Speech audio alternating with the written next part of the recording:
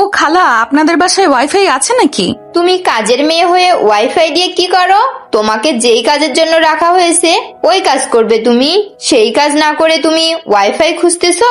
Wifi খুঁজতেছে কারণ হচ্ছে আমি তো ঢাকা শহরের ডিজিটাল কাজের মেয়ে, আর আমার একটা স্মার্টফোন আছে। ওই ফোনে গান না শুনলে আমি কোনো কাজ করতে পারি না। আম্মু, তুমি আবার এই স্মার্ট কাজের মেয়ে কোথা থেকে ধরে নিয়ে এসেছো? এর চাইতে তো আগে যে সখিনা খালা ছিল ওই সখিনা খালাই অনেক ভালো ছিল। ভালো ছিল বলেই তো আপনারা এই বাড়ি থেকে বের করে দিয়েছেন তাকে। তবে আমি এই বাড়িতে এসেছি, আমাকে বের করতে অনেক দেরি আছে, এই বলে দিলাম। আমাকে আপনারা সহজে বের করতে পারবেন না যতক্ষণ আমি নিজে আপনাদের বাড়ি থেকে বের না হচ্ছি। হয়েছে হয়েছে, এখন তোমার ফোনটা দাও, আমি তোমাকে ওয়াইফাই এর ব্যবস্থা করে দিচ্ছি। রিদি আয়েশাকে ফোনটা দিতেই আয়েশা তাদের বাড়ির ওয়াইফাই দিয়ে দিল। ওয়াইফাই পেয়ে আয়েশা কোমর থেকে হেডফোনটা বের করে কানের মধ্যে লাগিয়ে চলে আসলো রান্নাঘরে।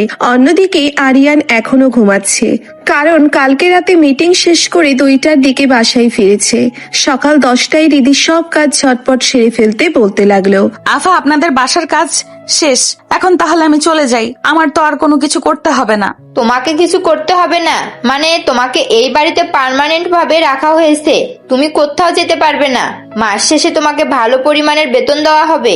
তাহলে তো এই বড়লোক বাড়িতে থেকে যেতেই হয়। তবে আপনাদের একটা বদ অভ্যাস, আপনারা ঘুম থেকে উঠতে দেরি করেন, এটা একদম বিরক্তিকর। কারণ সকাল সকাল যদি উঠে না খেতে পারেন তাহলে আমাকে রাখার দরকার নেই। আমি সকাল সকাল উঠে আপনাদেরকে খাবার খাওয়ানো শেষ করে এরপরে দুপুরের রান্নার ব্যবস্থা করব। তুমি হয়তো আগে অন্য জায়গায় কাজ করেছো, তাই আমাদের বাড়ির এই সবকিছু বোঝো না। আমরা প্রত্যেকদিন 10টা থেকে 11টার মধ্যে খাবার খাওয়া শেষ করি। তবে ভাইয়া যে কোনো সময় খাবার খায়, সকাল 7টার দিকেও খায়, আবার অন্যান্য সময়েও খাবার খায়। ভাইয়ার ব্যাপার আলাদা, তবে ভাইয়া যা যা করতে বলবে তাই করতে হবে তোমাকে। মানে কি বলতে চাইতেছেন? আমাকে কি রান্নার কাজ ছাড়া আর অন্যান্য কাজও করতে হবে নাকি? হ্যাঁ, পুরো বাড়ির কাজ করতে হবে, এটার জন্যই তো তোমাকে রাখা হয়েছে। তাছাড়া আর অন্য কোনো কারণ নেই তো রাখার। রিদি এইসব কথাবার্তা শুনতে চেয়ে বেশ কিছুক্ষণ কথাবার্তা শোনার পর সে তার রুমে গিয়ে বসে রইল। এইদিকে বাসার সবাই খাওয়া দাওয়া শেষ করে বসে আছে। অন্যদিকে আরিয়ান ঘুম থেকে উঠে ফ্রেশ হয়ে নিচে চলে আসলো। এসে দেখে রান্না শেষ হয়ে গেছে। এটা দেখে আরিয়ান বলতে লাগলো, আম্মু, কালকে না কাজের মহিলা চলে গেছে, তাহলে এত রান্না আবার কে করেছে? তোমাকে না বারণ করলাম রান্না না করতে, তারপরেও তুমি রান্না করতে গেলে কেন? আমি রান্না করি নাই, রান্না করেছে দিদি। রিদি মানে আমাদের বাড়িতে তো এই নামের কেউ নেই, তাহলে রিদি কোথা থেকে আসবে? আরিয়ানের কথা শেষ হতে না হতেই রিদি পেছন থেকে বলে উঠল, এই যে আমি আপনার পেছনে দাঁড়িয়ে আছি, আমি আপনাদের বাড়ির নতুন কাজের মেয়ে। ও আচ্ছা, এটার জন্যই তো বলি এত সকাল সকাল কে রান্না করলো। তবে একটা কথা, রান্না যদি খারাপ হয় তাহলে তোমাকেও চলে যেতে হবে। আমি হচ্ছে স্মার্ট কাজের মেয়ে, আমার রান্না খারাপ হতেই পারে না। একবার খেয়ে দেখেন, বারবার খেতে মন চাইবে আমার হাতের রান্না। রিদির কথা শেষ হতে না হতেই পাশ থেকে আয়েশা আরিয়ানকে ফিসফিস করে বলতে লাগলো, ভাইয়া, এই মেয়েটা হচ্ছে স্মার্ট কাজের মেয়ে। সকালবেলা আমাদের বাসায় পা রেখে আমাদের বাড়ির ওয়াইফাই নিয়েছে। সে নাকি ইউটিউব দেখে রান্না করে, এবং গান না শুনলে নাকি তার রান্না করতে মন চায় না। আমি আর আম্মু খাবার খেয়েছি, স্বাদ খুবই ভালো। তুমি খাবার খেয়ে দেখো, তোমার কাছে ভালো লাগলে এই মেয়েকে পার্মানেন্ট রেখে দেবো ভেবেছি, আর না হলে এই মেয়েকেও বিদায় দিয়ে দেবো। আমি বাড়িতে ঢুকে আপনাদেরকে কি বলেছিলাম? আমাকে আপনারা বের করতে পারবেন না। আমি নিজের ইচ্ছায় যদি এই বাড়ি থেকে বের হয়ে যাই তাহলে আমাকে বের করতে পারবেন, এর আগে বের করতে পারবেন না। রিদি এইসব কথাবার্তা বলতেছে, এইদিকে আরিয়ান আর কোনো কিছু না বলে খাবার টেবিলে বসে পড়লো। একটা একটা করে এক এক পদ খাবার খাচ্ছে। মোটামুটি ভালোই রান্না করেছে। খাবার খাওয়া শেষ করে আরিয়ান বলতে লাগলো, খাবার তো মোটামুটি ভালোই রান্না করেছো, তবে একটা কথা শুনে রাখো, আমি যা বলবো তাই করতে হবে। আমার কথার অবাধ্য হলে সাথে সাথে তোমাকে চাকরি থেকে বরখাস্ত করে দেওয়া হবে। আচ্ছা, এই বাড়ির মালিক আপনি নাকি আপনার আব্বু আম্মু? এই বাড়ির মালিক আমার আব্বু আম্মু, কিন্তু আমি এখন সকল দায়িত্ব নিয়ে নিয়েছি। আমি যা বলবো তাই করতে হবে, তাই তোমাকেও বলে দিতেছি আমি যা বলবো তাই মেনে চলতে হবে। এই বলে আরিয়ান ওইখান থেকে চলে আসলো তার রুমে। রিদি বোরখা এবং হিজাব পরেছিল, তার মুখ দেখা যায় নাই, শুধু জাস্ট বডিটা দেখা গিয়েছে বোরখা পরা। এইদিকে রিদি খাওয়া দাওয়া শেষ করে তার রুমে এসে কিছুক্ষণ রেস্ট করে আবারও দুপুরে রান্নার জন্য সকল কিছু রেডি করতেছে। অন্যদিকে আরিয়ান ফোনে যেন কার সাথে কথা বলতেছে। এমন সময় আরিয়ান চিৎকার করতে করতে বলতে লাগলো, আপনাদেরকে প্রত্যেক মাসে বেতন দেই এইরকম কাজ করার জন্য না। আপনারা এইরকম ভাবে কাজ করলে আপনাদেরকে চাকরি থেকে বরখাস্ত করে দেওয়া হবে। স্যার, এখানে তো আমার কোনো ভুল নেই, আমি তো তাদেরকে সবকিছু বুঝিয়ে দিয়েছি। আর আমি তো 2 দিন এখানে ছিলাম না, আপনি তো নিজেই আমাকে পাঠিয়েছেন অন্য জায়গায় দেখার জন্য। আমি আজকে এসে এরকম অবস্থা দেখেছি, এখন বলেন এখানে আমার কি অপরাধ? আমি এত কিছু বুঝি না। আপনি যেহেতু চলে এসেছেন, এখন তাদের সাথে কথাবার্তা বলে সকল কাজ ভালোভাবে তাড়াতাড়ি শেষ করেন। এত বছর ধরে একটা ইন্ডাস্ট্রি চালাচ্ছি, আজ পর্যন্ত কোনো কিছু হয় নাই। এই আপনাদের অবহেলা করার কারণে আব্বুর অফিসটা দিন দিন ডাউন খাচ্ছে। এখন থেকে আর ডাউন খাবে না। যার যার চাকরি ভালো লাগবে না সে চলে যাবে। আরিয়ান আরো কিছুক্ষণ তাদের সাথে কথাবার্তা বলে ফোনটা কেটে দিয়ে অফিসের জন্য রেডি হয়ে চলে আসলো নিচে। এদিকে রিদি রান্নাঘর থেকে আরিয়ানের দিকে তাকিয়ে আছে। আরিয়ান লম্বায় 5 ফুট 9 ইঞ্চি, হালকা একটু চিকন, তবে অফিসের সব মেয়েদের ক্রাশ হচ্ছে আরিয়ান। আরিয়ানের আম্মু বসে আছে সোফায়। এমন সময় আরিয়ান তার আম্মুকে উদ্দেশ্য করে বলতে লাগলো, আম্মু, আমার আজকে বাসায় ফিরতে অনেক দেরি হবে, তোমরা খাওয়া দাওয়া শেষ করে ঘুমিয়ে থাইকো। আর হ্যাঁ, রিদি নাকি দিদি আপনাকে বলতেছি, কলিং বেল দেওয়ার সাথে সাথে দরজা খুলবেন। আমার লেট জিনিসটা একদম পছন্দ না। কলিং বেল দিলে আমি খুলতে পারবো না। আপনি আপনার সাথে চাবি নিয়ে যান, দরকার পড়লে যত রাতেই আসুন না কেন আপনি ডুপ্লিকেট চাবি দিয়ে এরপরে বাড়ির ভেতরে প্রবেশ করবেন। আপনাকে যেটা বলেছি সেটাই করতে হবে। এত বেশি কথা আমি শুনতে চাই না আপনার কাছ থেকে। আপনি বাড়ির কাজের মেয়ে, আপনি কাজের মেয়ের মতো থাকবেন। কাজের মেয়েরা মানুষ হয় না নাকি? আপনি তো কাজের মেয়েদেরকে সম্মান করেন না। আপনার কথাবার্তা শুনে যতটুকু বুঝতে পারলাম। একটা কথা মনে রাখবেন, কাজের মেয়ে আছে বলেই আপনারা এইভাবে তাদের রান্না খেতে পারতেছেন। আরো অনেক কথা বলার আছে কিন্তু বলবো না। আম্মু, এই মেয়েটা কিন্তু আমার মুখে মুখে কথা বলে, তুমি তাকে বারণ করে দিও আমার মুখে মুখে কথা না বলতে। পরে কিন্তু আমি যে কোনো কিছু একটা করে ফেলবো, তখন আর আমাকে বলতে পারবে না। কি বলবেন আপনি? হ্যাঁ, আপনি ভালো ব্যবহার করবেন, আমিও ভালো ব্যবহার করব আপনার সাথে। আরিয়ান রেগে বাড়ি থেকে বের হয়ে চলে আসলো গাড়িতে। গাড়িটা স্টার্ট দিয়ে অফিসের দিকে যেতে লাগলো। এইদিকে আরিয়ানের আম্মু রিদিকে উদ্দেশ্য করে বলতে লাগলো, রিদি, তুমি আরিয়ানের মুখে মুখে তর্ক করবে না। সে রেগে গেলে কিন্তু তাকে শান্ত করা যায় না। তুমি এই বাড়িতে কাজ করতে এসেছো, কাজ করবে ঠিক মতো। আরিয়ানের আম্মু এইসব কথাবার্তা বলতেছে বেশ কিছুক্ষণ। এইসব কথাবার্তা বলার পর চলে আসলো তার রুমে। এইদিকে রিদি রান্নার সকল কিছু রেডি করে ফেললো। সবকিছু রেডি করার পর রান্না বসিয়ে দিল। অন্যদিকে আরিয়ান চলে আসলো অফিসে, তার নিজের কোম্পানিতে। গাড়িটা পার্কিং করে সোজা চলে আসলো তার কেবিনে। চুপচাপ বসে কলম হাতে নিয়ে চোখ বন্ধ করে ঘোরাচ্ছে। এমন সময় তার কেবিনের ভিতরে প্রবেশ করলো তার পিএ আর বলতে লাগলো, স্যার, আপনার কোম্পানির সাথে রাকিব চৌধুরী পার্টনারশিপের কাজ করতে চাইতেছে। ওই যে আপনি নতুন একটা কোম্পানি দিতেছেন না, ওই কোম্পানির সাথে সে পার্টনার হতে চাচ্ছে। জেরিনের কথা শুনে আরিয়ান রেগে টেবিলের উপরে জোরে 2টা ঘুষি মারতেই টেবিলের গ্লাস ভেঙে গেল। এইদিকে জেরিন কিছুটা ভয় পেয়ে দূরে সরে গিয়ে মাথা নিচু করে দাঁড়িয়ে আছে। এমন সময় আরিয়ান চিৎকার করতে করতে বলতে লাগলো, জেরিন, তুমি রাকিব চৌধুরীকে ফোন দিয়ে বলো আমার সাথে দেখা করার জন্য, তাও আবার এখন আমার অফিসে। বলবে যে জরুরি দরকার আছে, আধা ঘন্টার ভিতরে আমার অফিসে দেখা করার জন্য। ঠিক আছে স্যার, আমি ফোন দিয়ে বলতেছি এখনই আপনার সাথে দেখা করার জন্য।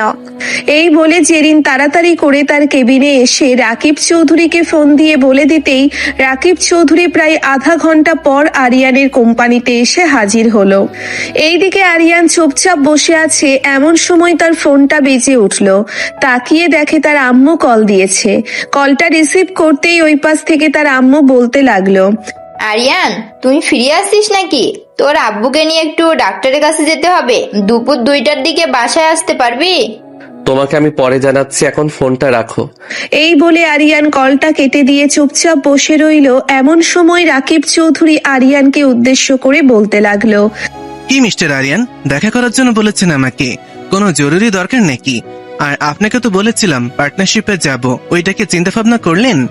রাকিব চৌধুরীর কথা শুনে আরিয়ান রেগে গিয়ে রাকিবের গালে ঠাস ঠাস করে চড় মেরে দিল আর শার্টের কলার টেনে ধরে বলতে লাগলো, তোর কত বড় সাহস, তুই চাইতেছিস আমার মতো একজন বিলিয়নিয়ারের সাথে পার্টনারশিপে যুক্ত হওয়ার জন্য? তোর কত টাকা আছে বল? মিস্টার আরিয়ান, হাত শার্টের কলার থেকে নামিয়ে কথা বলবেন। আপনার মতন ওই রকম ইন্ডাস্ট্রি আমি আরো 3টা রেডি করতে পারবো, তাও আমার একটা কোম্পানির টাকা দিয়ে। আমরা যদি আপনার কাছ থেকে প্রোডাক্ট কেনা বন্ধ করে দিই তাহলে আপনার অফিস বন্ধ হয়ে যাবে। রাকিব চৌধুরীর কথা শুনে আরিয়ান হো হো করে হেসে উঠল আর বলতে লাগলো, তুই ভাবছিস তোর এই সামান্য কিছু মাল নেওয়ার জন্য আমার কোম্পানি অনেক বড় হয়ে যাবে? কখনোই না। আমার কোম্পানি অনেক বড়, আর আমি তোর মতো ছোটখাটো বিজনেসম্যানদের সাথে কোনো বেচাকেনা করতে চাই না। সামনের মাসের 2 তারিখ থেকে আমেরিকাতে মাল পাঠাবো আমি। এরপর দেখি তোদের কত তেজ আছে। আমার সাথে পার্টনারশিপে যেতে চাস? পার্টনারশিপে কিভাবে যাবি আমি শুধু দেখতে চাই। এই বলে আরিয়ান রাকিব চৌধুরীর শার্টের কলার ছেড়ে দিয়ে বের করে দিল অফিস থেকে। এইদিকে জেরিন চুপচাপ দাঁড়িয়ে আছে। এমন সময় আরিয়ান জেরিনকে উদ্দেশ্য করে বলতে লাগলো, মিস জেরিন, আপনাকে যে কালকে একটা কাজ দিয়েছিলাম ওই কাজটা করেছেন আপনি? না, এখনো করা হয় নাই স্যার। কালকে রাতে একটু তাড়াতাড়ি ঘুমিয়ে গিয়েছিলেন, মাথাটা না ব্যথা করছিল, এটার জন্য। আমি আজকে অফিসে ছুটি হওয়ার আগে কমপ্লিট করে দিয়ে যাব আপনাকে, ঠিক আছে? আপনাকে কমপ্লিট করতে হবে না, আপনি ফাইলটা নিয়ে আসেন, আমি নিজের কাজ করে নিতেছি। আজকে আমার কাজ নেই, বসে বসে কাজ শেষ করে ফেলবো। আপনি অন্যান্য কাজগুলো দেখে আমাকে জানান। জেরিন আর কোনো কিছু না বলে চলে আসলো তার কেবিনে। ফাইলটা নিয়ে আরিয়ানের কাছে আবার দিয়ে চলে আসলো বাকি স্টাফদের কাছে। এমন সময় একজন স্টাফ বলতে লাগলো, ম্যাডাম, স্যার এইভাবে আজকে এত রেগে গেছে কেন?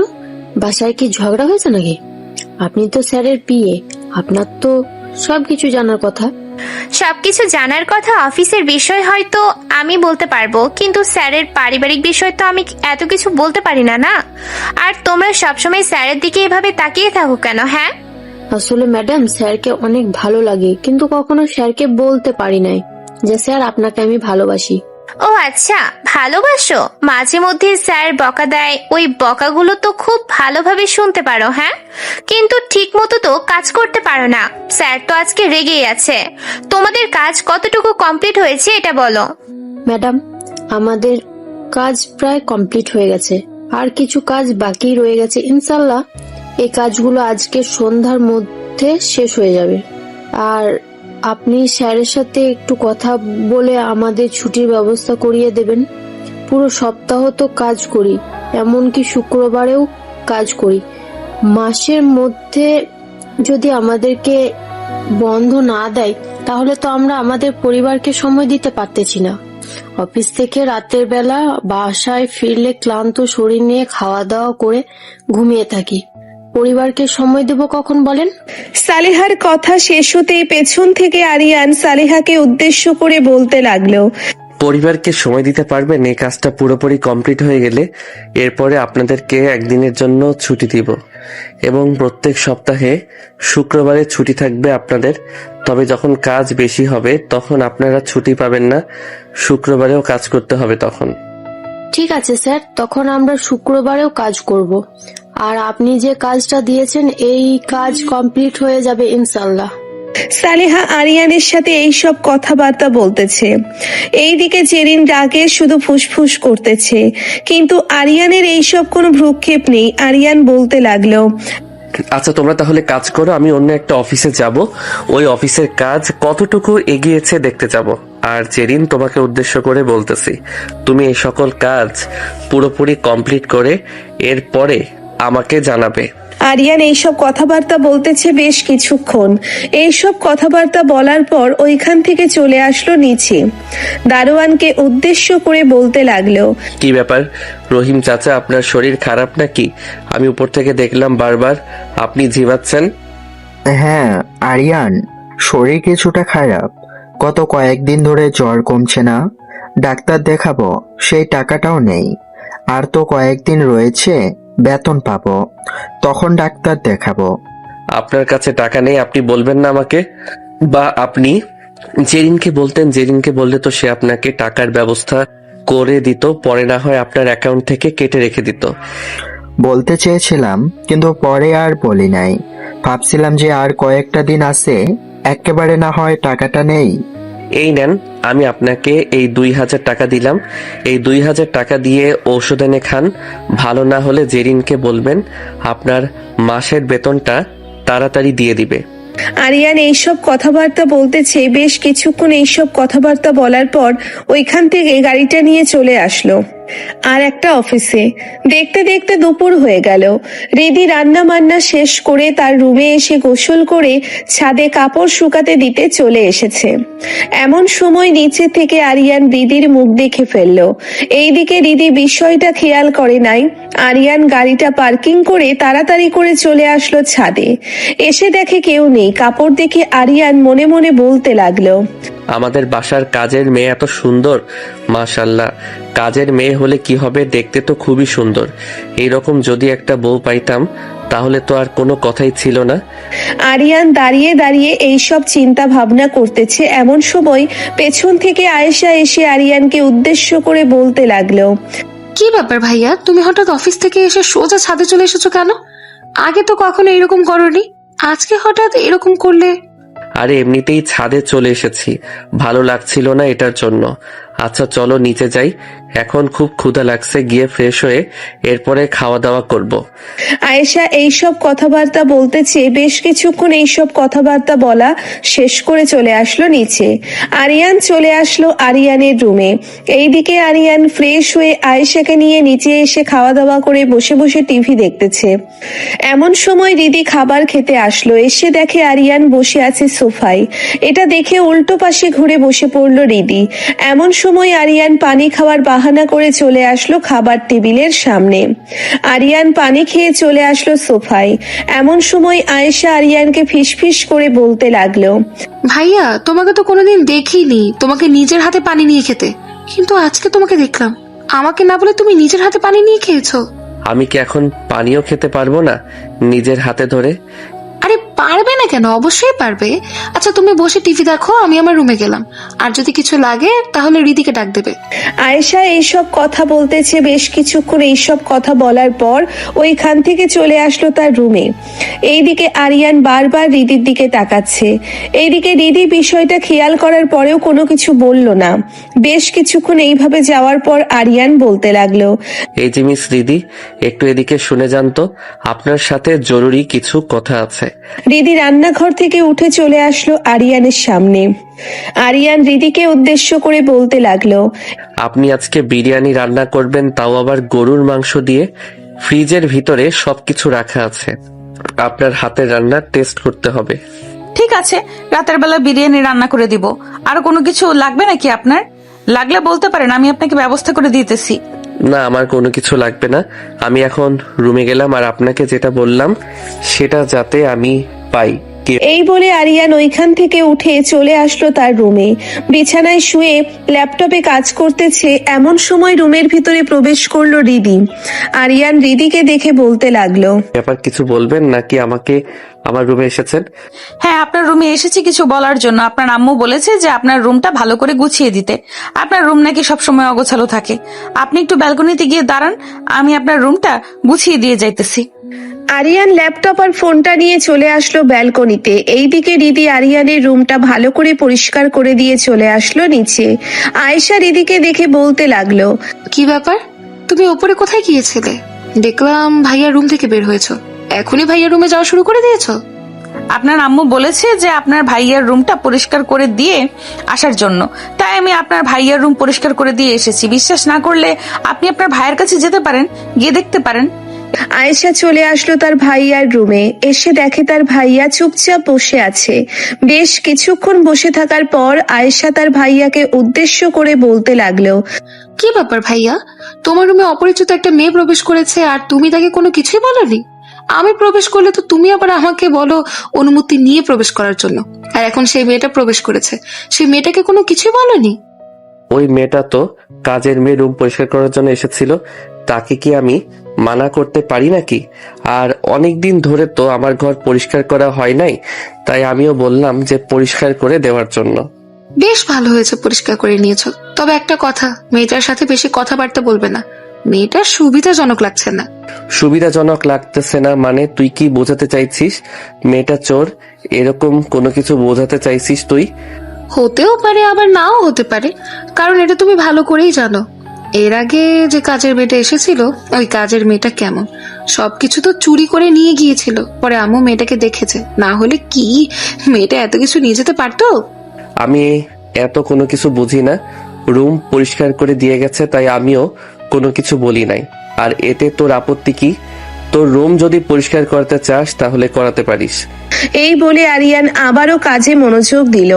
বেশ কিছুক্ষণ এইভাবে যাওয়ার পর আরিয়ান বলতে লাগলো, কিরে, তুই তো দেখি সেই কখন থেকে এখানে দাঁড়িয়ে আছিস।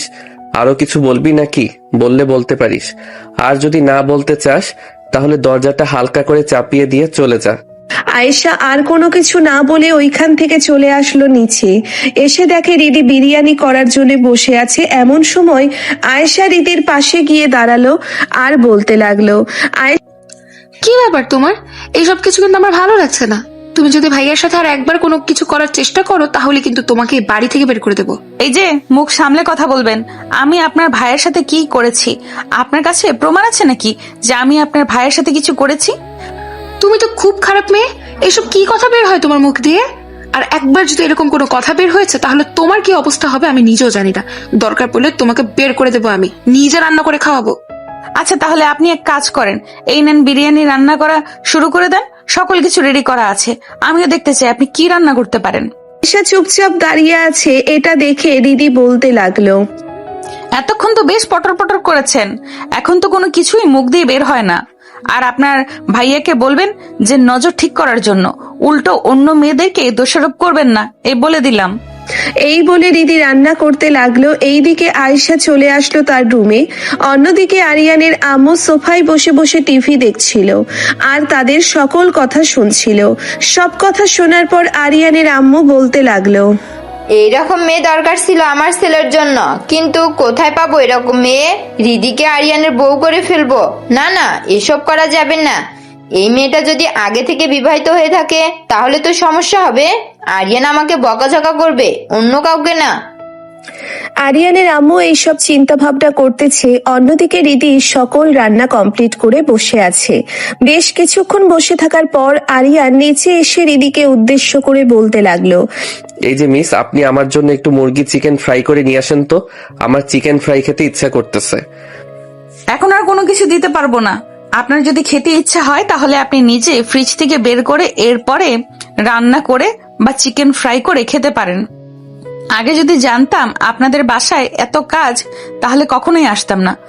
সামান্য মাত্র রান্না করাটা যদি এত বড় কাজ হয় তাহলে তো আপনাকে আর কিছু বলাই যাবে না। বলতে পারেন, আমি তো আর বলি নাই যে আমাকে বলতে পারবেন না। আমি যখন রান্না করব তখন আপনার যা খেতে মন চাইবে আমাকে বলবেন, আমি রান্না করে খাওয়াতে রাজি আছি। তবে একবার রান্না থেকে উঠে গেলে এরপরে আমাকে হাজারবার বললেও আমি আপনাকে কোনো কিছু করে খাওয়াতে পারবো না। আরিয়ান চুপচাপ রিদির কথাগুলো শুনছিল।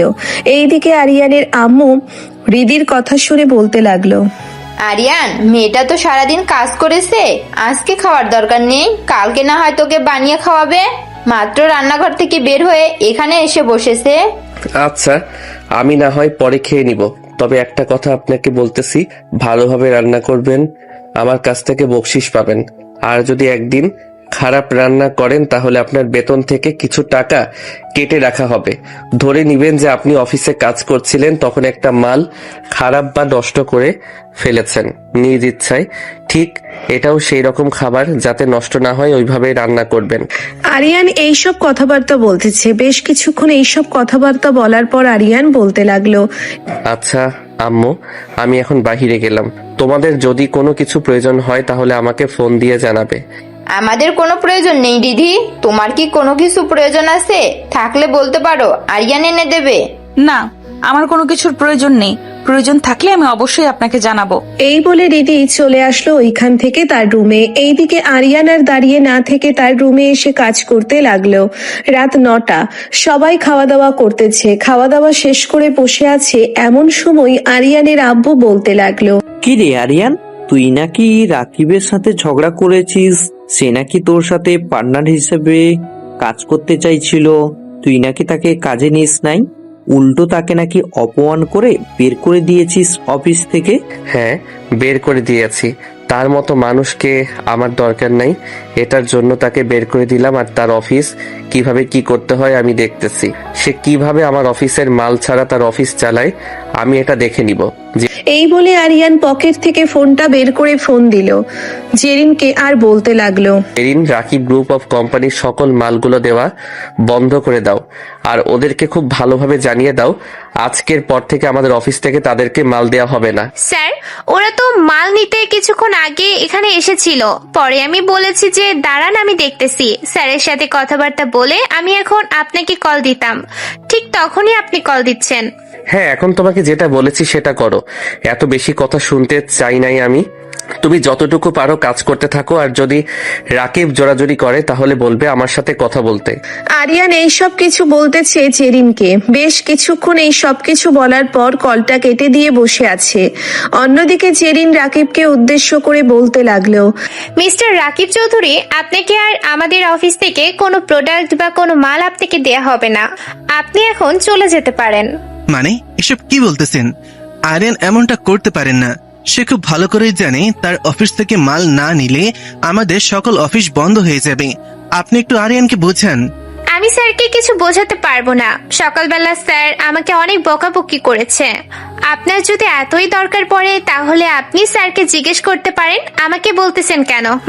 রাকিব বসে আছে চুপচাপ, কি বলবে বুঝে উঠতে পারতেছে না। বেশ কিছুক্ষণ এইভাবে যাওয়ার পর রাকিব জেরিনকে উদ্দেশ্য করে বলতে লাগলো, আচ্ছা, আমি আমাদের সকল কিছু নিয়ে যাচ্ছি, আর আপনি আরিয়ানের বাড়ির ঠিকানা দিয়ে দিলে আমি আরিয়ানের বাসায় গিয়ে আরিয়ানের আব্বু এবং আরিয়ানের সাথে কথা বলতে পারতাম। আপনি কি আরিয়ানের বাসার ঠিকানা দিতে পারবেন? এসব কোনো কিছুই দিতে পারবো না। স্যার আমাদেরকে এসব দেওয়ার পারমিশন দেয় নাই। স্যার আমাদেরকে পারমিশন দিলে আমরা অবশ্যই আপনাকে স্যারের বাড়ির ঠিকানা দিতে পারতাম। জেরিন এইসব কথাবার্তা বলতেছে বেশ কিছুক্ষণ। এইসব কথাবার্তা বলার পর রাকিব ওইখান থেকে চলে গেল। বাসায় ফিরতেই রাকিবের আব্বু রাকিবকে উদ্দেশ্য করে বলতে লাগলো, কিরে রাকিব, ওই দিকের কি অবস্থা? শুনলাম তুই নাকি আরিয়ানের সাথে ঝগড়া করেছিস। আরিয়ান নাকি আমাদেরকে আর মাল দিবে না। না আব্বু, তার সাথে আমি ঝগড়া করি নাই। ঝগড়া করলে অবশ্যই তোমরা জানতে পারতে। তাহলে আরিয়ান মাল দেওয়া বন্ধ করে দিছে কেন? সে তো এই রকম কখনোই করে না। তার সাথে আমি প্রায় 2 বছর কাজ করেছি, তাকে আমি বেশ ভালো করেই চিনি। সত্যি করে বলতো, তুই তার সাথে ঝগড়া করেছিস? হ্যাঁ, তার সাথে কিছু কথা কাটাকাটি হয়েছে। এরপর থেকে সে আমাদেরকে মাল দেওয়া বন্ধ করে দিয়েছে। তার মাল নাকি আমেরিকাতে যাবে। রাকিবের আব্বু রাকিবের গালে ঠাস করে চড় মেরে রাকিবকে টানতে টানতে নিয়ে চলে আসলো বাড়িতে। ড্রাইভিং সিটে বসে ড্রাইভ করে রাকিবের আব্বু যেতে লাগলো আরিয়ানদের বাড়ির উদ্দেশ্যে। বেশ কিছুক্ষণ পর চলে আসলো আরিয়ানের বাসায়। কলিং বেল দিতেই আরিয়ানের আম্মু এসে দরজা খুলে দিল। রাকিবের আব্বুকে দেখে বলতে লাগলো, ভিতরে আসেন, অনেকদিন পর আপনি এসেছেন। রাকিবের আব্বু রাকিবকে টানতে টানতে নিয়ে চলে আসে বাড়ির ভিতরে। এদিকে আরিয়ান সোফায় বসে টিভি দেখতেছে আর তার আব্বুর সাথে বিজনেস নিয়ে কথাবার্তা বলতেছে। এমন সময় পেছনে ফিরতেই দেখতে পেল রাকিবকে তার আব্বু টেনে টেনে নিয়ে আসতেছে শার্টের কলার ধরে। এদিকে আরিয়ান রাকিবের আব্বুকে উদ্দেশ্য করে বলতে লাগলো, আপনি এখানে এসেছেন কেন? এখানে আসলে কোনো কিছুই হবে না, আপনারা এখান থেকে চলে যান। আপনাদের ভালোর জন্য বলতেছে, আপনারা এখান থেকে চলে গেলে আপনাদের জন্য খুবই ভালো হবে। আরিয়ান এইসব কথাবার্তা বলতেছে। বেশ কিছুক্ষণ এইসব কথাবার্তা বলার পর রাকিবের আব্বু আরিয়ানের পা জড়িয়ে ধরে বলতে লাগলো, আরিয়ান বাবা, মাফ করে দাও। রাকিব তোমার সাথে কি করছে আমি তাও জানি না, তবে আমি তোমার বাবার বয়সী হয়ে মাফ চাইতেছি, তোমার পা জড়িয়ে ধরে। তুমি কি আমাকে মাফ করবে না? না, আমি আপনাকে মাফ করব না। আর কেন মাফ করব?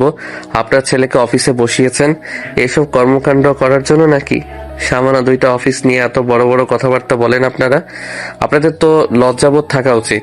আরিয়ানের রাকিবের আব্বু এবং রাকিবকে আরো কিছুক্ষণ বকাবকি করে বাড়ি থেকে বের করে দিল। এইদিকে আরিয়ানের আম্মু আরিয়ানকে উদ্দেশ্য করে বলতে লাগলো, আরিয়ান, আমি তোকে কখনো এই শিক্ষা দেই নাই, তুই কেন ওনার সাথে খারাপ ব্যবহার করেছিস? তোকে কি আমি এই শিক্ষা দিয়েছি? আম্মু, তোমরা যেটা জানো না সেটা নিয়ে কথাবার্তা বলতে আসবে না। আমি এখন রুমে গেলাম, আর আয়েশা সকালবেলা আমাকে ডেকে দিবে। কালকে একটা মিটিং আছে, ওই মিটিং এ যেতে হবে। আরিয়ান এইসব কথাবার্তা বলতেছে। বেশ কিছুক্ষণ এইসব কথাবার্তা বলার পর ওইখান থেকে চলে আসলো রুমে। অন্যদিকে রিদি সবকিছু দেখছিল আর মনে মনে বলছিল, বাবার মতো বয়সী একটা লোক ওনার পায়ে ধরেছে, আর উনি কিনা তাকে ক্ষমা করে নাই। ছি, আমি এরকম মানুষের বাসায় কাজ করি, ভাবতেই অবাক লাগতেছে। রিদি এইসব কথাবার্তা বলতেছে। বেশ কিছুক্ষণ এইসব কথাবার্তা বলার পর ওইখান থেকে চলে আসলো তার রুমে। বিছানায় শুয়ে ফোন টিপতে টিপতে কখন সে ঘুমিয়ে গেছে খেয়াল নেই। অন্যদিকে আরিয়ান তার রুমের ভিতরে বসে আছে। বেশ কিছুক্ষণ বসে থাকার পর আরিয়ানের ফোনটা বেজে উঠলো।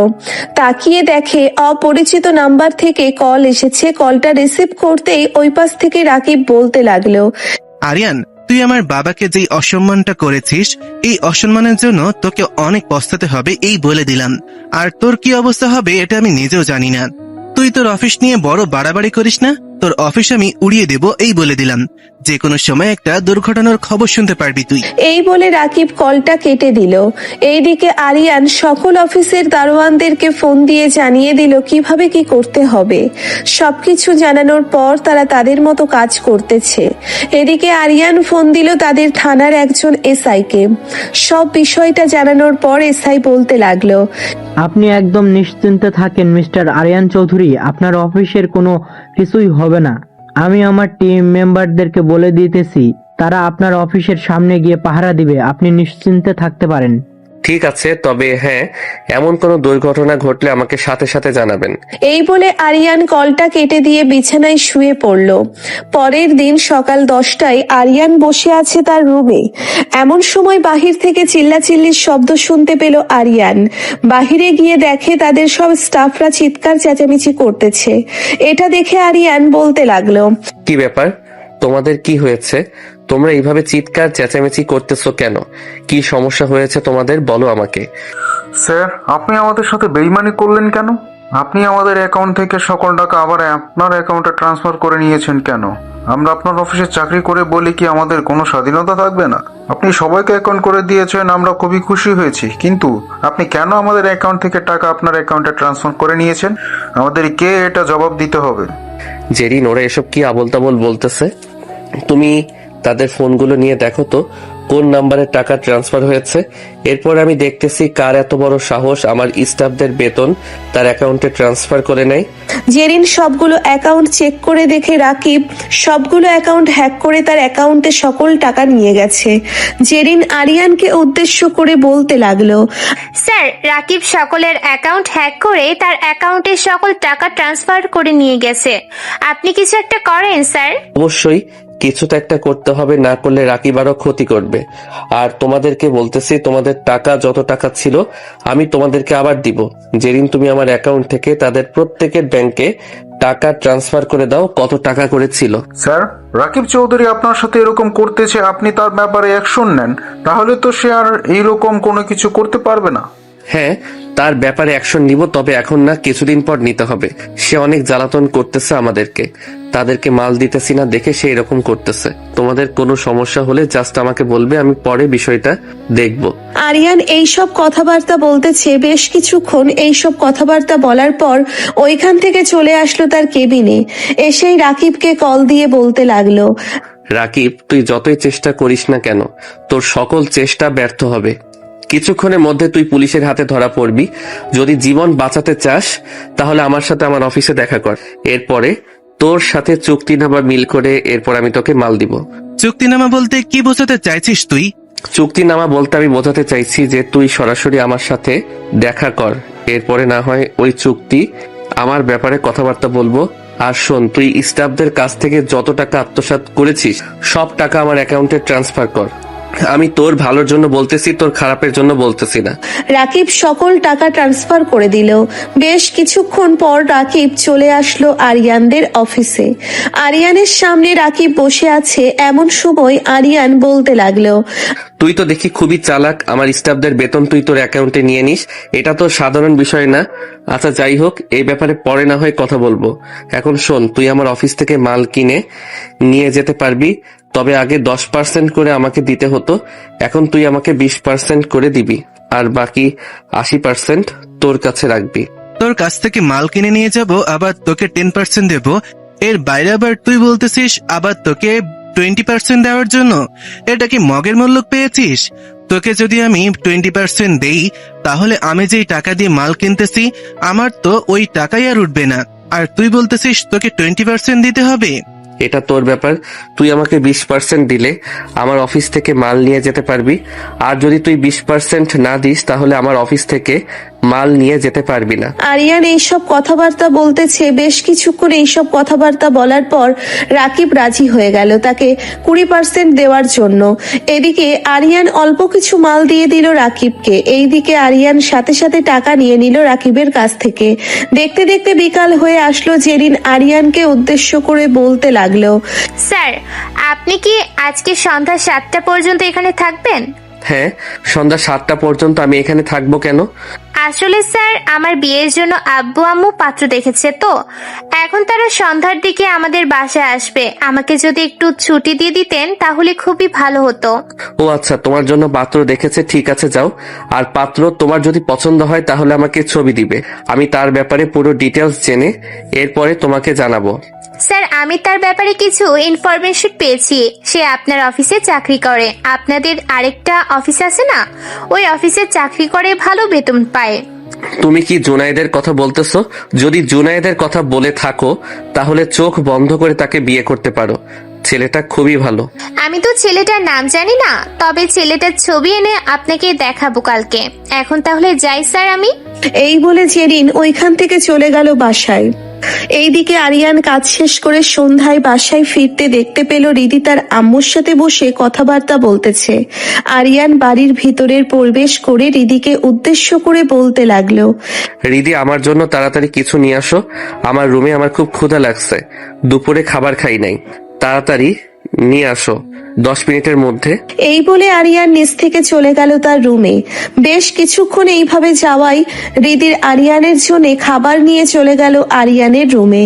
এসে দেখে আরিয়ান ফ্রেশ হয়ে ফোন হাতে নিয়ে কার সাথে যেন মেসেজ করতেছে। রিদি খাবার রেখে চলে যেতে যাবে, এমন সময় আরিয়ান বলতে লাগলো, আমি কি তোমাকে একবারও বলেছি এইখান থেকে চলে যাওয়ার জন্য? এখানে এসেছো, চুপচাপ দাঁড়িয়ে থাকো, তোমার সাথে আমার জরুরি কথা আছে। রিদি চুপচাপ দাঁড়িয়ে রইল। এইদিকে আরিয়ান খাবার খাইতেছে আর রিদিকে উদ্দেশ্য করে বলতেছে, তুমি কোন ক্লাস পর্যন্ত লেখাপড়া করেছো? ইন্টার সেকেন্ড ইয়ার পর্যন্ত লেখাপড়া করেছি। রিদির কথা শুনে আরিয়ান কাঁদতে লাগলো। আরিয়ান হা করে তাকিয়ে আছে রিদির দিকে। বেশ কিছুক্ষণ এইভাবে তাকিয়ে থাকার পর রিদিকে উদ্দেশ্য করে বলতে লাগলো, তুমি এত লেখাপড়া করার পরেও কেন বাসা বাড়িতে কাজের লোক হিসেবে চাকরি করো? বাসা বাড়িতে কাজের লোক হিসেবে চাকরি করি, এটার অন্য একটা কারণ আছে। আমার আম্মু সবসময় বলতো আমার হাতের রান্না খুবই ভালো। আমি ঢাকা শহরে প্রায় 15 বছর ধরে থাকি এবং বিভিন্ন জায়গায় দেখেছি বিভিন্ন মহিলারা চাকরি করে, 2-3 ঘন্টা একজনের বাসায় কাজ করে, আবার আরেকজনের বাসায় চলে যায়। এইভাবে কাজ করলে প্রত্যেক মাসে প্রত্যেকটা বাড়ি থেকে 10-12 হাজার টাকা করে নেয়। সো আমিও সিদ্ধান্ত নিয়েছিলাম আমিও ওই রকমই কাজ করব।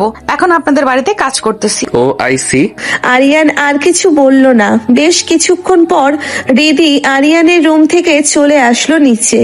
আয়েশা রিদিকে উদ্দেশ্য করে বলতে লাগলো, রিদি, তোমার আর এই বাড়িতে চাকরি করার দরকার নেই। তোমাকে পুরো মাসের বেতন দিয়ে দিচ্ছি, তুমি চলে যাও। আমার অপরাধ? তোমার অপরাধ হচ্ছে তুমি আমার ভাইয়ার সাথে বেশি মেলামেশা করছো। এর আগেও যতগুলো তোমার মতো মেয়ে ছিল সবগুলো মেয়ে আমার ভাইয়ার পেছনেই লাইন ধরেছিল। তুমিও দেখি তাদের মধ্যেই আছো, তাই তোমাকে এই বাড়ি থেকে বের করে দেওয়া হবে। তোমাকে আর এই বাড়িতে কাজ করতে হবে না। আপনারা আমাকে এই বাড়িতে যা কাজ দিয়েছেন তা ঠিকভাবে কাজ করতেছি। যদি আমার ভুল হয়ে থাকতো তাহলে আমি নিজে থেকে চলে যেতাম, কিন্তু এখানে আমার ভুল নেই। আপনারা আমাকে চাইলেও বের করতে পারবেন না, আর আমাকে পার্মানেন্ট ভাবে রাখা হয়েছে। পার্মানেন্ট ভাবে রাখা হলে তোমাকে এখন চলে যেতে হবে। তোমাকে 50,000 টাকার জায়গায় 1 লক্ষ টাকা দেওয়া হবে, তাও তুমি এই বাড়ি থেকে চলে যাও। আপনাদের টাকা আছে বলে আপনারা টাকার গরম দেখাচ্ছেন, তাই না? মনে রাখবেন, গরিব হতে পারি, কিন্তু কারোর পিছনে ঘুরঘুর করব এই অভ্যাস আমার নেই। এবং তাছাড়া যে আমাকে এই বাড়িতে নিয়ে এসেছে, সে যদি বলে তাহলে আমি চলে যাব।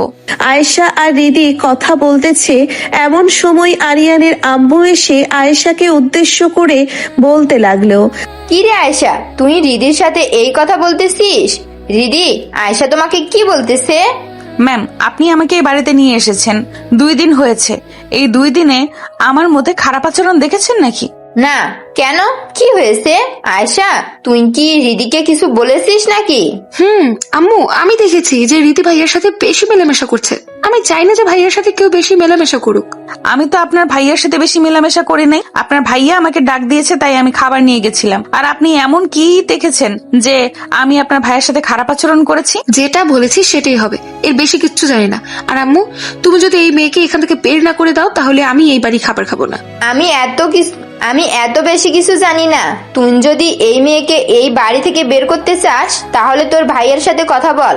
তোর ভাইয়া যেই সিদ্ধান্ত নেবে সেই সিদ্ধান্তই আমরা মানব।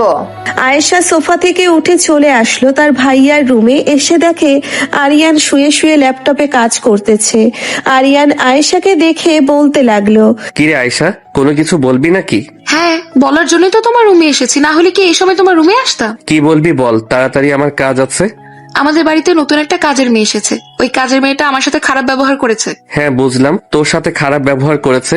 তুই যদি তাকে কিছু না করে থাকিস, তাহলে কেউ এমনিতেই কারোর সাথে খারাপ ব্যবহার করে না। আর ওই মেয়েকে বাড়ি থেকে বের করে দেওয়ার কোনো দরকার নেই। ওই মেয়ের রান্না খুবই ভালো। ওই মেয়ের রান্না আমার কাছে খুবই ভালো লেগেছে। ওই মেয়ে এই বাড়িতে রান্না করবে এখন থেকে। আমি একবার তোমাকে বলেছি এই মেয়েটা ভালো না, তার মানে ভালো না। এই মেয়েকে এই বাড়ি থেকে বের করে দিতে হবে। আর যদি তুমি এই মেয়েকে এই বাড়ি থেকে বের না করো, তাহলে কিচ্ছু একটা হয়ে যাবে। আয়েশার কথা শুনে আরিয়ান ঠাস করে আয়েশার গালে চড় মেরে দিল।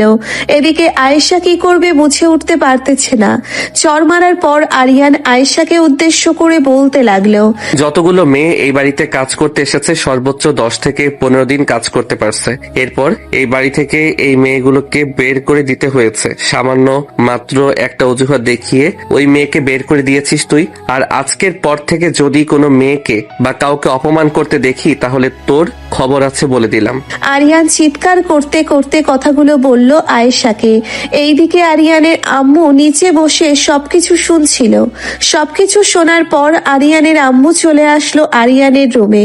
এসে দেখে আয়েশা দাঁড়িয়ে আছে আর আরিয়ান আয়েশাকে কথা শোনাচ্ছে। আরিয়ান তার আম্মুকে উদ্দেশ্য করে বলতে লাগলো, আম্মু, কালকের ভিতরে আয়শার জন্য ছেলে দেখো। তাকে আর এই বাড়িতে রাখা যাবে না। তার জন্য প্রত্যেকটা মেয়ে এই বাড়িতে এসে কাজ করতে পারে না। আর তোমরা যদি তাকে বিয়ে না দাও, তাহলে আমাদের আরেকটা বাড়ি আছে, ওই বাড়িতে থাকার জন্য বলো ওকে। আয়েশা, রুমে যা তুই। আর তুই সবসময় বেশি বেশি করিস। একদম ঠিক করেছে আরিয়ান। আয়েশা তার আম্মুর মুখে এই কথা শুনে চলে আসলো তার রুমে। বেশ কিছুক্ষণ পর আরিয়ান তার আম্মুকে উদ্দেশ্য করে বলতে লাগলো, আমি যেটা বলেছি ওইটা কান খুলে শুনে নিয়েছো আশা করি। তার জন্য কাল থেকে ছেলে দেখা শুরু করবে। আমি আর চাই না সে এই বাড়িতে থাকুক। অনেক থাকা হয়েছে তার এই বাড়িতে। সে এই বাড়িতে থাকতে থাকতে এই বাড়ির মানুষগুলোকেও অমানুষ বানিয়ে দিয়েছে। আরিয়ান এইসব কথাবার্তা বলতেছে। বেশ কিছুক্ষণ এইসব কথাবার্তা বলার পর আরিয়ানের আম্মু চলে আসলো নিচে। অন্যদিকে রিদি তার রুমে গিয়ে শুয়ে পড়লো। এইদিকে আরিয়ান রাত 12টা অবধি কাজ করে ঘুমের দেশে পাড়ি জমালো। অন্যদিকে আয়েশার চোখে ঘুম নেই। আয়েশা মনে মনে বলতে লাগলো, এই মেয়েকে যতক্ষণ না আমি কোনো কিছু না করতে পারছি, ততক্ষণ আমার মন শান্তি হবে না। আজকে ওই মেয়েকে মেরেই ফেলবো। এই বলে আয়েশা হাতে একটা ছুরি নিয়ে চলে আসলো নিচে। অন্যদিকে আরিয়ানের ঘুমটা হঠাৎ করে ভেঙে গেল। টেবিলের উপর থেকে পানির গ্লাসটা হাতে নিয়ে দেখে পানি নেই। তাই বিছানা থেকে উঠে চলে আসলো নিচে পানি খাওয়ার জন্য। এমন সময় আয়েশাকে দেখতে পেল। আয়েশা হাতে ছুরি নিয়ে রিদির রুমের দিকে যাইতেছে। আরিয়ান দাঁড়িয়ে দাঁড়িয়ে পানি খাইতেছে আর আয়েশার যাওয়ার দিকে তাকিয়ে আছে। হঠাৎ করে আয়েশা রিদির রুমে ঢুকে পড়লো। এইদিকে আরিয়ান তাড়াতাড়ি করে চলে আসলো রিদির রুমে। এসে দেখে রিদি আয়েশার হাত ধরে দাঁড়িয়ে আছে। আয়েশার হাতে ছুরি। আরিয়ান আয়েশাকে টান মেরে রিদির কাছ থেকে ছাড়িয়ে নিয়ে ঠাস করে আয়েশার গালে চড় মেরে বলতে লাগলো, তুই তো অনেক বড় নির্লজ্জ মেয়ে।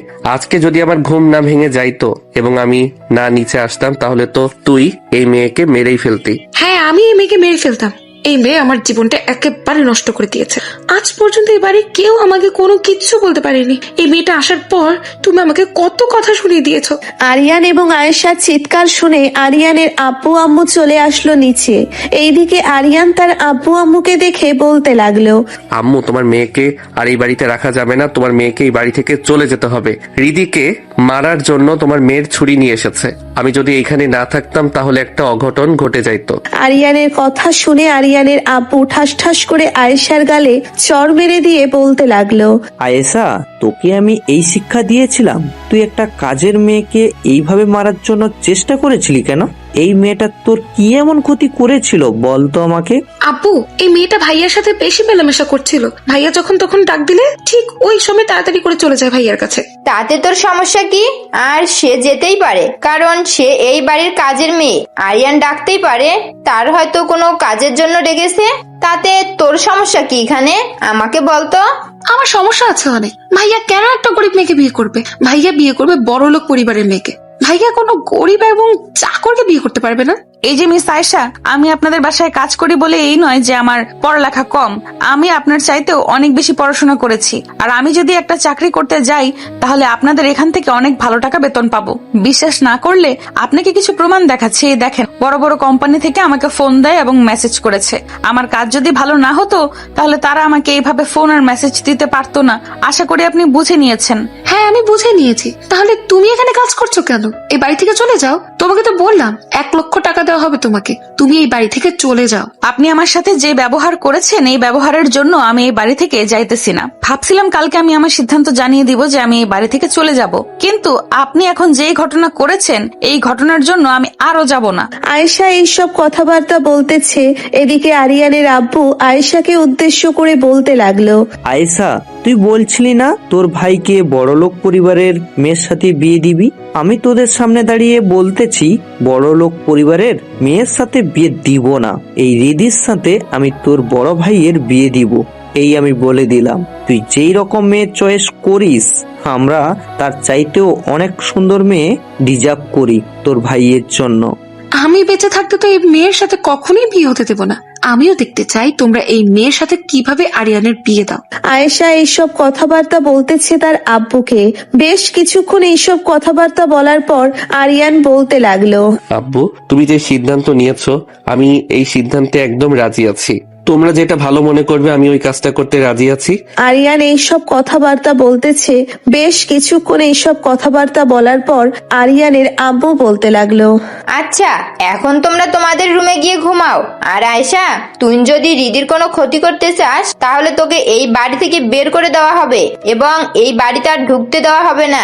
এই বলে আরিয়ানের আম্মু আব্বু চলে আসলো রুমে। এইদিকে আয়েশাও চলে গেল তার রুমে। রিদি আরিয়ানের দিকে একবার তাকিয়ে মাথা নিচু করে দাঁড়িয়ে আছে। এইদিকে আরিয়ান রিদিকে উদ্দেশ্য করে বলতে লাগলো, আপনি নিশ্চিন্তে থাকেন, আমি যতক্ষণ এই বাড়িতে আছি ততক্ষণ আপনার কোনো কিছুই হবে না। এখন তাহলে আপনি ঘুমিয়ে থাকেন, আমিও আমার রুমে যাই। আরিয়ান এইসব কথাবার্তা বলে চলে আসলো তার রুমে। এইদিকে রিদি দরজাটা ভালোভাবে লাগিয়ে দিয়ে ঘুমের দেশে পাড়ি জমালো। অন্যদিকে আয়েশা বিছানায় বসে রাগে ফুসফুস করতেছে আর বলতেছে, এই মেয়েটাকে তো আমি দেখে নেব। এই মেয়েটার জন্য আজকে এত কিছু হয়েছে। এই মেয়েটাকে যতক্ষণ আমি কোনো কিছু না করতে পারছি ততক্ষণ এই মেয়েটার নিস্তার নেই। আয়েশা এইসব চিন্তা ভাবনা করতে করতে ঘুমের দেশে পাড়ি জমালো। পরের দিন সকাল 10টায় রিদি খাবার রেডি করে সবাইকে খাবার খাওয়ানো শেষ করে দিয়ে চলে আসলো তার রুমে। এসে সবকিছু রেডি করতেছে এমন সময় তার ফোনটা বেজে উঠলো। তাকিয়ে দেখে তার আম্মু কল দিয়েছে। কলটা রিসিভ করতেই ওই পাশ থেকে রিদির আম্মু বলতে লাগলো, কি রে রিধি, কতদিন হয়ে গেছে তুই আমাদেরকে ফোন দিস না? কাজে এতটাই ব্যস্ত থাকিস নাকি যে ফোন দিতে পারিস না? ফোন দিতে পারি, তবে কয়েকদিন ধরে একটু ব্যস্ত আছি তো তাই আর তোমাদেরকে ফোন দিতে পারি নাই। কি করো, খাওয়া দাওয়া করেছো? না, এখনো খাওয়া দাওয়া করি নাই। খাওয়া দাওয়া করবো, রান্না বান্না শেষ করলাম এই মাত্র। রিদি তার আম্মুর সাথে কিছুক্ষণ কথাবার্তা বলে ফোনটা কেটে দিয়ে বিছানায় শুয়ে রেস্ট করতেছে। এমন সময় আরিয়ানের আম্মু আসলো, রিদিকে উদ্দেশ্য করে বলতে লাগলো, রিদি, তুমি আয়েশার কথায় কিছু মনে করো না। আয়েশা ছোট্ট একটা মেয়ে, সে তোমাকে কি না কি বলে ফেলেছে। তার কথায় যদি তুমি রাগ করে থাকো তাহলে তো চলবে না। আসলে আয়েশা একটু এরকম স্বভাবেরই। তুমি আরিয়ানকে বইলো যাতে আয়েশার এখন বিয়ে না দেয়, বলবে যে আয়েশা তোমার কাছে মাপ চেয়ে নিয়েছে আর এমন করবে না বলেছে। ঠিক আছে, আমি না হয় আরিয়ান স্যারকে বলে দেব। আর দুপুরে কি রান্না করব একটু বলে দিলে খুবই ভালো হতো। ফ্রিজে দেখো কি রাখা আছে, ওইগুলো রান্না করবে। রিদি চলে আসলো রান্নাঘরে। বেশ কিছুক্ষণ পর দুপুরের রান্না বসিয়ে দিল। দুপুরের রান্না শেষ করতে করতে আরিয়ান অফিস থেকে চলে আসলো বাসায়। দুপুর দুটোই সবাই খাবার টেবিলে বসে খাবার খাইতেছে। এমন সময় আরিয়ান রিদিকে উদ্দেশ্য করে বলতে লাগলো, কি ব্যাপার, তুমি দাঁড়িয়ে আছো কেন? তোমাকে কি দাঁড়িয়ে থাকতে বলেছে কেউ? সবাই খাবার খাচ্ছে, তুমিও বসে খাবার খেয়ে নাও। আমার কথা চিন্তা করতে হবে না আপনাদের। আপনি আপনার খাবার খান, আপনাদের খাওয়া শেষ হলে এরপরে আমি নিজের খাবার নিয়ে নিজে খেয়ে নিতে পারবো। আর বাড়ির কাজের লোকেরা সবসময় সবার খাবার দাবার শেষ হলে এরপরেই খায়। কে বলেছে তুমি এই বাড়ির কাজের লোক? তুমি এই বাড়ির বউ, চুপচাপ এখানে বসে খাবার খেতে থাকো। আরিয়ানের কথা শুনে সবাই মুখে খাবার দিতে যাবে, এমন সময় হা করে তাকিয়ে রইল আরিয়ানের দিকে। এইদিকে আরিয়ানের আব্বু চুপচাপ খাবার খাইতেছে, কারণ তিনি একবার মুখ দিয়ে যেই কথা বের করে সেই কথা সত্যি না হওয়া পর্যন্ত অন্য কথা মুখ দিয়ে বের করে না। এইদিকে রিদি আরিয়ানের আম্মুর মুখের দিকে তাকাতেই দেখতে পেল আরিয়ানের আম্মু মুচকি হাসতেছে, কিন্তু আয়েশার মুখে একদম হাসি নেই। মুখ কালো করে বসে আছে আর খাবার খাইতেছে। আয়েশা সবার সাথে খাবার টেবিলে বসে পড়লো। খাওয়া দাওয়া শেষ করে বসে আছে। এমন সময় আয়েশা রিদির কাছে এসে রিদির মুখে টিপ দিয়ে ধরে বলতে লাগলো, তোর অনেক বড় সাহস হয়ে গেছে তাই না এ বাড়ির বউ হওয়ার জন্য? ছোট লোক কোথাকার, এই বাড়িতে এসেছিস, সেই বাড়ির থেকে বের হয়ে যা। আয়েশা এইসব কথাবার্তা বলতেছে রিদিকে। এইদিকে রিদি আয়েশার হাত সরিয়ে দিয়ে ঠাস করে আয়েশার গালে চড় মারলো আর বলতে লাগলো, ছোট লোক আমি না, ছোট লোক হচ্ছেন আপনি। আপনাদের টাকা পয়সা আছে ঠিক, কিন্তু আপনাদের মন মানসিকতা একদম নরপশুর মতো। আপনারা যা চান তাই করতে পারেন, কিন্তু একটা কথা মনে রাখবেন, আমার এখানে কোনো কিছু করতে পারবেন না। তোকে এত অপমান করার পরে তুই এখান থেকে যাবি না তাই না? ঠিক আছে, নিশ্চিন্তে থাকতে পারিস তুই। আমিও দেখি ভাইয়া তোকে কিভাবে বিয়ে করে। এই বলে আয়েশা আবারও চলে আসলো তার রুমে। এইদিকে আরিয়ান বারান্দায় দাঁড়িয়ে সবকিছু দেখছে। সবকিছু দেখার পর আরিয়ান চলে আসলো তার আব্বুর রুমে। এসে দেখে তার আব্বু বসে বসে খবরের কাগজ পড়তেছে। আরিয়ান তার আব্বুকে উদ্দেশ্য করে বলতে লাগলো, আব্বু, আয়েশা এখন অনেকটা খারাপ ব্যবহার করতেছে, তুমি কি তাকে কিছু বলবে না? সে কেন খারাপ ব্যবহার করতেছে তুই তো ভালো করেই জানিস। আর আমি কালকে রাতে তোর সামনে কি বলেছি, তুই সেই কাজটা করে ফেল, তাহলে দেখবি আয়েশা আর এইরকম করবে না। তুমি যদি সম্মতি দাও এবং আম্মু যদি সম্মতি দেয়, তাহলে আমি আর দেরি করব না, বিয়ে করে ফেলবো কয়েকদিনের ভিতরে। আরিয়ান তার আব্বুর সাথে এইসব কথাবার্তা বলতেছে। এমন সময় রুমের ভিতরে প্রবেশ করলো আরিয়ানের আম্মু। আরিয়ানকে দেখে তার আম্মু বলতে লাগলো, আরিয়ান, তুই তো দেখছিস আয়েশা মেয়েটার সাথে কেমন আচরণ করতেছে। আমরা চাইতেছি যে আয়েশাকে তোর মামার বাসায় একদিনের জন্য পাঠিয়ে দিয়ে ওই দিনে তোর এবং রিদির বিয়ের কাজটা সম্পূর্ণ করে ফেলার জন্য। তুই যদি রাজি থাকিস তাহলে বল, আমি আয়েশাকে বুঝিয়ে সুঝিয়ে তোর মামার বাসায় পাঠাচ্ছি।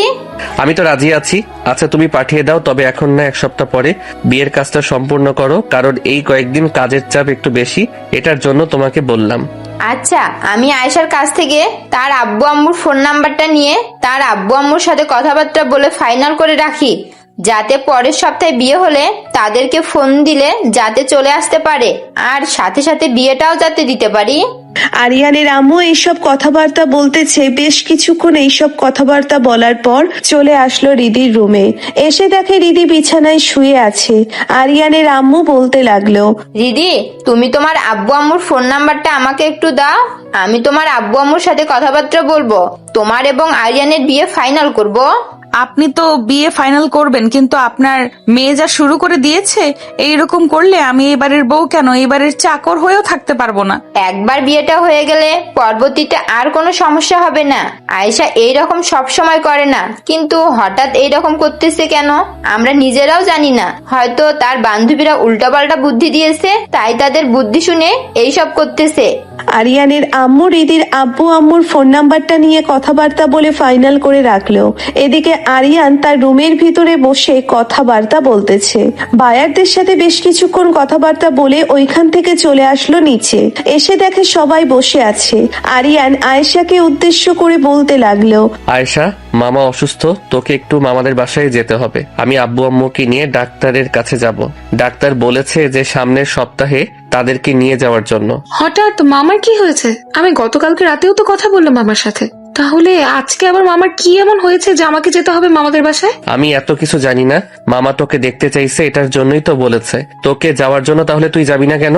আয়েশা আর কোনো কিছু বলতে পারলো না, কারণ তার মামা তাকে অনেক ভালোবাসে। এইদিকে আয়েশা রিদির দিকে তাকিয়ে রিদিকে বলতে লাগলো, আমি তো কালকে চলে যাব। একটা কথা মনে রাখবি, আমার ভাইয়ের সাথে যদি কোনো কিছু করার চেষ্টা করেছিস তাহলে তোর খবর আছে, এই বলে দিলাম। রিদি কোনো কিছু বলল না, চুপচাপ কথাটা শুনলো। সবকিছু শোনার পর চলে আসলো রান্নাঘরে, কারণ রাতের রান্না করতে হবে, সন্ধ্যা হয়ে এসেছে। রিদি রান্না বান্না করতেছে, এমন সময় আরিয়ান রান্নাঘরে এসে রিদিকে উদ্দেশ্য করে বলতে লাগলো, আমাকে কিছু বানিয়ে দিতে পারবেন? ক্ষুধা লাগছে। আপনার হাতে রান্না খাওয়ার পর থেকে কেমন যেন বেশি বেশি করে ক্ষুধা লাগে, আগে এত ক্ষুধা লাগতো না। আরিয়ান এইসব কথাবার্তা বলতেছে, এদিকে রিদি আরিয়ানের জন্য পাতাকপি দিয়ে বড়া বানিয়ে দিল। এদিকে আরিয়ান টেবিলে বসে বসে খাইতেছে আর ফোনে কি যেন করতেছে। এমন সময় আয়েশা আসলো, আরিয়ানকে বসে খাবার খেতে দেখে বলতে লাগলো, আরিয়ান ভাইয়া, তোমাকে শেষবারের মতো বলে যাচ্ছি, এই মেয়েটার সাথে আর যাতে না দেখি। যদি আমি এসে দেখি তুমি এই মেয়েটার সাথে মেলামেশা করছো বেশি, তাহলে এই মেয়েটাকে আমি কিছু একটা করে ফেলবো, এই বলে দিলাম। আচ্ছা তুই কালকে যা, আমি এই মেয়েটার সাথে মেলামেশা করব না বেশি। এই মেয়ে কালকে থেকে এই বাড়িতে পার্মানেন্ট ভাবে থেকে যাবে। আরিয়ান মনে মনে এইসব কথাবার্তা বলতেছে। বেশ কিছুক্ষণ এইসব কথাবার্তা বলার পর চলে আসলো তার রুমে। দেখতে দেখতে রাত হয়ে আসলো। রাতে সবাই খাওয়া দাওয়া করে বসে আছে, এমন সময় আয়েশা তার আম্মুকে উদ্দেশ্য করে বলতে লাগলো, আম্মু, আমি রুমে গেলাম, আমাকে সকাল সকাল ডেকে দেবে, না হলে কিন্তু আমি ট্রেন মিস করে ফেলবো। আর আমি কিন্তু মামাকে দেখেই চলে আসবো, বেশিক্ষণ থাকবো না ওইখানে। সকালে ট্রেনে যাব, রাতের ট্রেনে আবার চলে আসবো। ঠিক আছে, তোর যেটা ভালো মনে হয় সেটাই কর, আমরা আর কি বলবো।